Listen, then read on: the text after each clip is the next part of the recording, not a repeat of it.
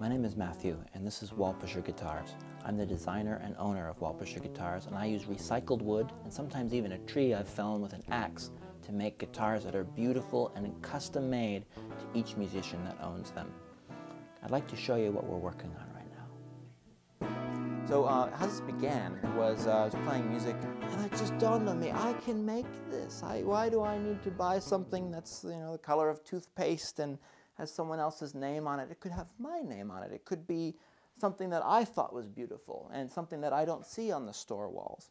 And that's where it began. I came home, I grabbed wood that I already had. I went to local lumber yards and said, I want to make a guitar, can I have this piece of scrap? Do you have anything in the garbage bin that I could begin to acquire some beautiful pieces of wood, different figured woods, plain woods, some woods that are different colors.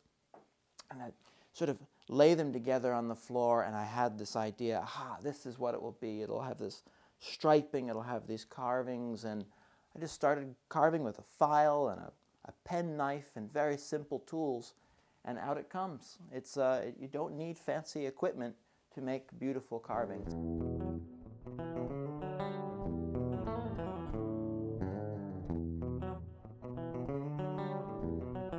Here we are at a place, very humble location, where I have a spread of wood. In most cases, my wood starts as a log that I've felled with an axe, but through a process of milling the wood, planing, different bandsaws, different tools, one can create a bunch of wood. Some is very thin, some is very thick, and we get a nice spread. This is the place where the guitar design is birthed, sort of the drawing of the design takes shape in color and stripe. And I've preferred working in something very humble like this than times when I've had a very formal spread of, all the right sizes are together and all the right lengths are together and colors and types. This is a lot more messy and organic for me, and it's very necessary because the wood has to be exchanged between different bodies very quickly to come up with patterns and groups of wood that starts to become very pretty that I'll then glue together. I've made some gluing into a body that I think is starting to work. I started with something interesting is going on here. I've in this case, cut it as weird angles. I've inserted new angled pieces. This was straight. I've cut it again, so I can now begin to introduce wood and stripes that seem to go at different angles. And so you kind of build and unbuild. You make and destroy and then remake. And every time you do that, the guitar gets more and more beautiful. We've tried a bunch of different designs here, things that are very interesting and very different. So, but again, very different woods, front and back are often very different guitars. Some are plain, some are highly carved, some are less carved. This looks like it tucks behind, other ones were tucking in front. Some have little tiny features, and this was inspired by my thumb. I was looking at that groove on my thumb where it meets the rest of the hand, and I'm beginning to make something that resembles that webbing of skin on my hand. Each guitar is going to be unique. Each guitar is going to have a sound that is very special, and each guitar is going to be very beautiful. And it's just piece by piece. All right, this is a guitar I'm working on right now that here's sort of the back of the guitar where I've removed a part of the wood to make sort of a hollow chamber. You can see on the front of the guitar, it's already been fitted with some pickups, some holes for where the electronic controls will be, different switches in different locations.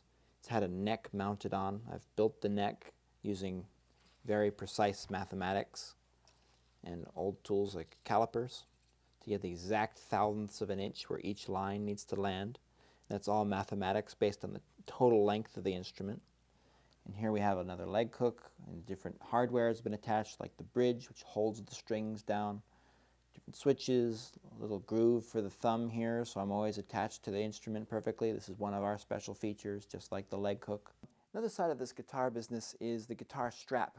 Back in 1991, when I made my first guitar at age 15, was this one. There were two things that dawned on me. One, as we recall, I wanted to make something that I thought was beautiful and interesting and really suited what I was looking for.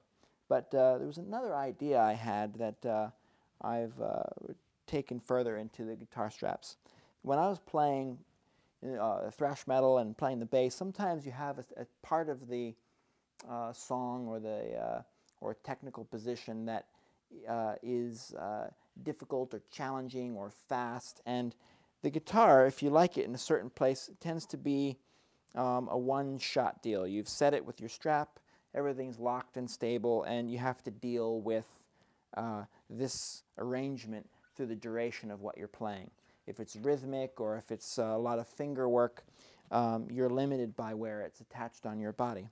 So that's where my idea came in. With a simple little pull strap, I could raise my guitar, do something really fast and technical, and then I could drop my guitar down again and do something else. Just try to make things very beautiful. And that's done also here with traditional machines that I've gold leafed and painted to be just very bling and very fun. And then when we work on our cutting tables, we use those scraps to make things like wrist cuffs and other jewelry and accoutrements so that nothing's wasted. So it's just as we would with the guitars, use our scrap to make other efficient products. We do the same with our leather, so everything is used. Well, on behalf of Wallpusher Guitars, my name is Matthew. It's been a delight to show you my shop and some of the working process. These are some of the finished products, and they're as unique as you are. Please check us out. It's been wonderful to share this with you.